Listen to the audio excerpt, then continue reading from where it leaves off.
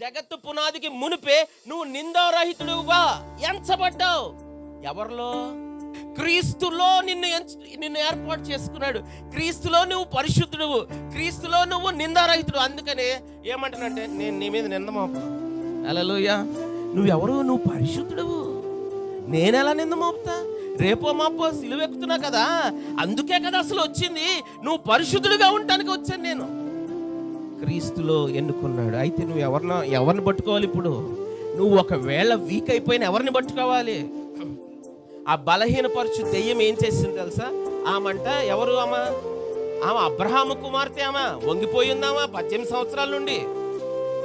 యేసుప్రభు ఆమెనేమనలా, అమ్మా నిన్ను నేను అంటానికి రాలేదు, దీనికి కారణమైన వాడు ఒకడు ఉన్నాడు, వాడిని అంటానికి వచ్చానని గద్దించగానే ఆమంట స్ట్రైట్గా నుంచుందంట. హల్లెలూయా.